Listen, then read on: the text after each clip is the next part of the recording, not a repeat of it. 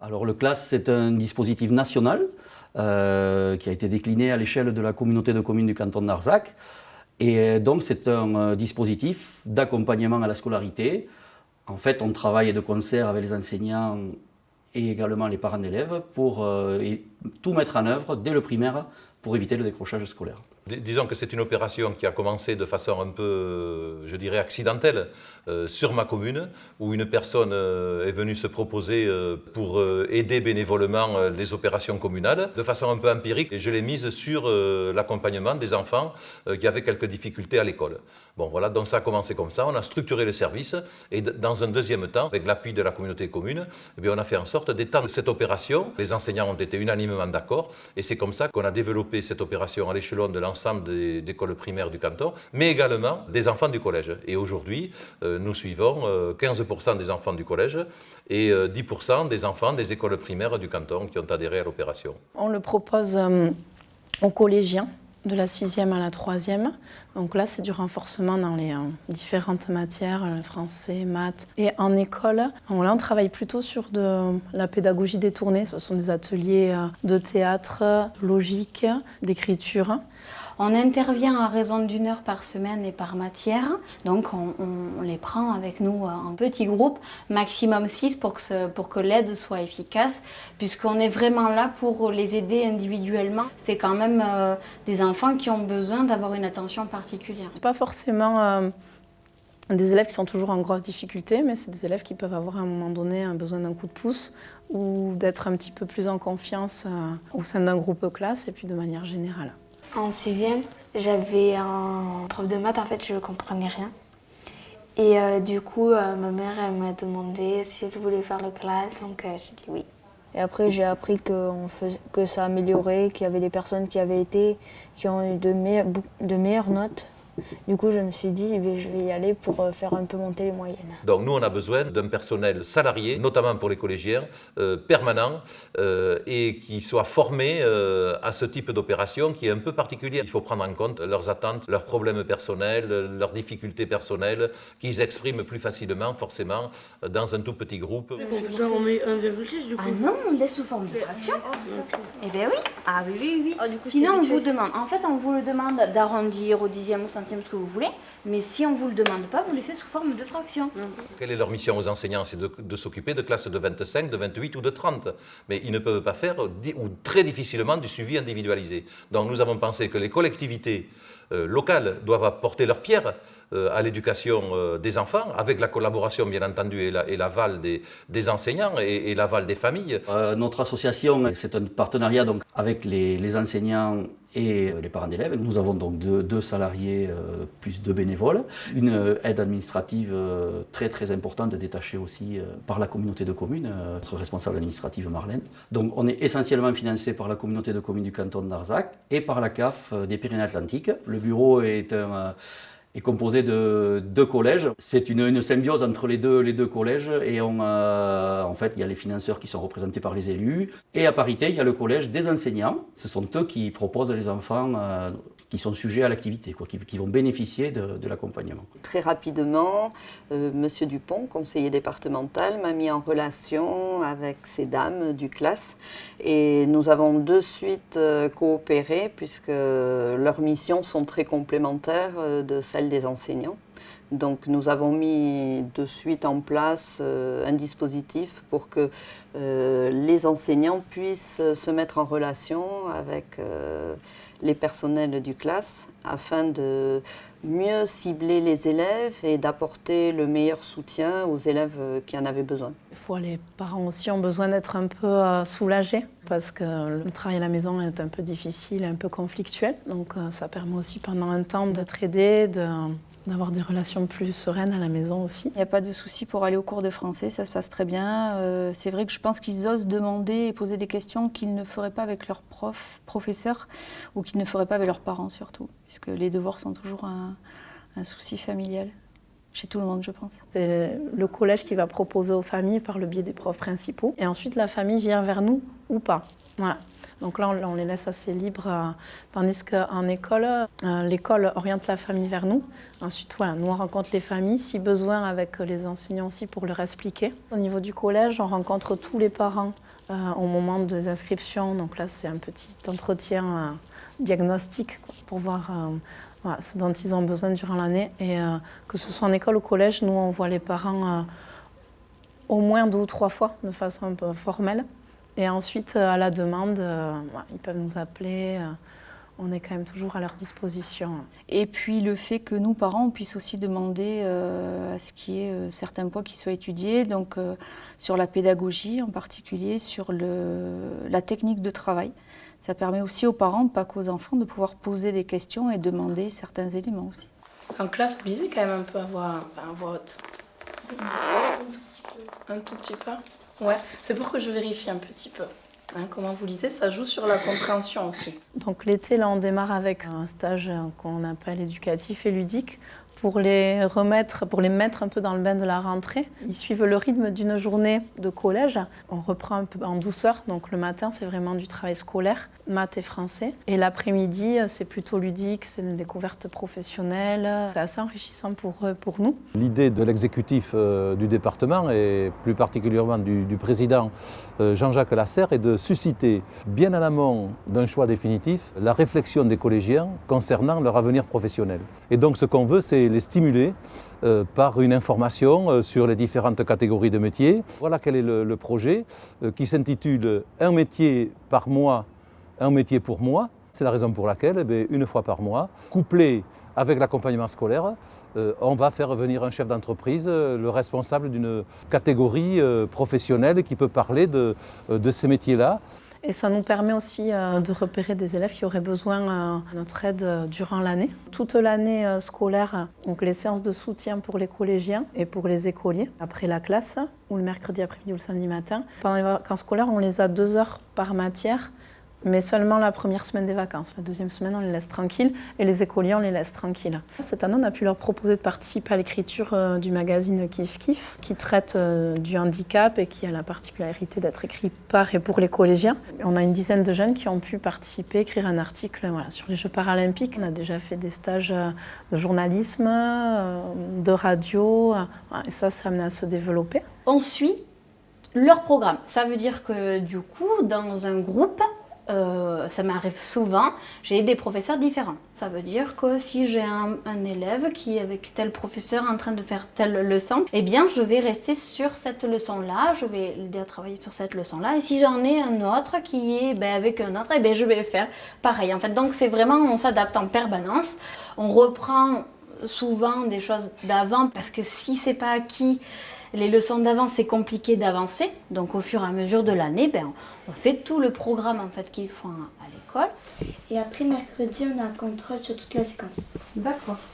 Est-ce que ça va ? Oui, c'est sur le fantastique. Sur le fantastique, ok.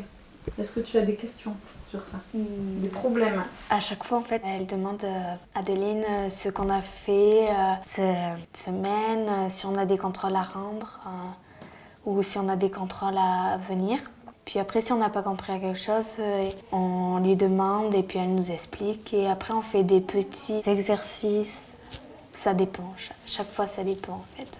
Mais on apprend mieux les règles pour, par exemple, conjuguer, pour moins se faire de fautes. On apprend en fait sous forme de jeu des fois. On fait par exemple un trivial poursuite, mais on fait en français. Il y a certaines cases, c'est conjugaison. Adeline nous pose des questions et on doit essayer de bien répondre pour obtenir des points. En classe de maths, on révise carrément les leçons qu'on a fait et on refait des exercices. Après, c'est pareil, elle nous explique si on n'a pas compris. Vous allez calculer vos nombres. Vous pouvez prendre la calculatrice si vous voulez. Et ensuite, pour les puissances de 10, vous appliquez la formule. Donc ici, comme on les multiplie, il va falloir additionner les exposants, les puissances. Ça permet aux enfants de se sentir mieux en cours et d'arriver plus tranquille et de ne pas arriver avec un doute sur quelque chose qu'ils n'ont pas compris ou qu'ils n'ont pas acquis. Puis le fait d'être en groupe aussi, de s'aider. Parce que ce sont des petits groupes, donc tiens, t'as pas compris, mais moi je peux t'expliquer. Enfin, il y a une entraide en fait, un truc qui est importante, puisque des fois ils ont des mots que nous on n'a pas. J'ai un augmenter ma moyenne. Enfin, déjà, ça se voit au niveau de mes notes. Je participe plus en classe parce que je sais les réponses. Par exemple, au premier trimestre, j'avais 9,8 de moyenne et au deuxième trimestre, je suis montée à 12,1. Je crois que dans ce dispositif, c'est le travail d'équipe que nous formons. On forme vraiment une équipe. Donc je crois que c'est ce travail-là que j'aime bien. Ces regards croisés qu'on peut porter sur les élèves. Ça aide à la fois l'enseignante que je suis et aussi les animatrices. Je pense que ce qui est complémentaire, c'est que nous, on va parler de l'attitude qu'a l'enfant en classe. Ce que donc on recherche par rapport au travail qu'elles peuvent poursuivre. Par exemple, un enfant qui manque de confiance en lui, l'amener à prendre des décisions, prendre des initiatives. Moi, j'étais assez étonnée qu'il monte sur scène, qu'il s'exprime devant plein de monde en fin d'année. Il a beaucoup d'humour et à travers l'atelier théâtre, j'ai trouvé que même dans son interprétation, il avait su y mettre de l'humour et j'ai vu qu'il avait été compris tel qu'il était en fait et valorisé dans ce qu'il était. On apprend des pièces de théâtre. Il y en a c'est pour qui sont moins timides, il y en a pour mieux parler, articuler, il y en a pour parler plus fort. Quand je vois les autres passer, c'est marrant. Au début, on a peur, mais après, quand on commence à jouer, ça va.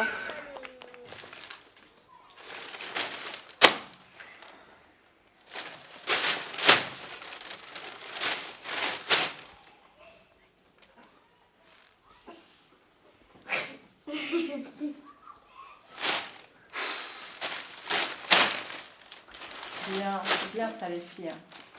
Et l'atelier de logique est là pour aider les enfants qui ont des difficultés, surtout en mathématiques, au travers de jeux.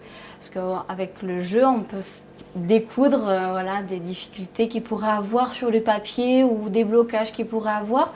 Et en passant avec la manipulation du jeu, on arrive vraiment à faire sentir aux enfants qu'ils sont capables de résoudre des problèmes et arriver à s'en sortir. Une fois qu'ils ont réussi à comprendre ça, il y a souvent tout un mécanisme qui se met en place tout autour et ils arrivent après à affronter leurs difficultés. Alors ici, nous, on a des dessins, mais sinon, on peut l'avoir avec quoi aussi? Avec des nombres. Oui, avec des chiffres. On les trouve avec des chiffres. Quel est le but du sudoku? De remplir... C'est pas grave, Giovanna. Que dans chaque case, il n'y ait jamais le même dessin. Exactement, c'est très bien. Et dans chaque ligne et colonne. En école, c'est assez proche du jeu, tout ce qu'on propose. Donc c'est quand même, ils y viennent toujours de bon cœur, même si au début l'activité théâtre fait un petit peu peur, mais on y va vraiment progressivement. En collège, c'est des adolescents, donc, mais quand même de manière générale aussi, ils savent qu'ils ont une écoute. Le but vraiment des séances, c'est qu'ils sortent de là en ayant compris ou mieux compris, ou en étant rassurés sur quelque chose. Donc ça se passe quand même toujours très bien. J'ai appris qu'il faut instaurer cette relation de confiance, dire que je suis vraiment pas là pour les embêter, que je serai toujours là pour les aider, et à partir du moment où vraiment ils comprennent et qu'ils voient ça au fur et à mesure des séances, c'est sûr.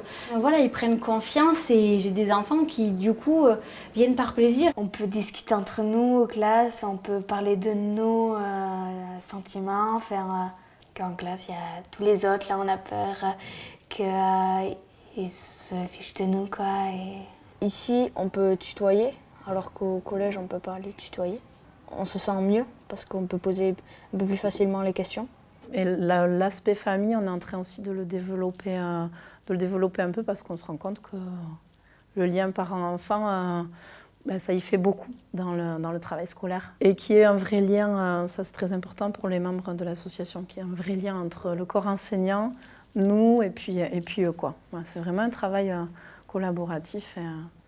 Et c'est aussi un travail collaboratif au niveau du département parce qu'on se retrouve par structure, on échange. On fait évoluer un peu nos pratiques. C'est notre rôle de pouvoir apporter une éducation à tous les élèves et surtout sur place parce qu'il y a tout le rôle de socialisation qui est très important qu'on ne peut pas avoir à la maison. Souvent, ça passe par une valorisation et par une remise en confiance.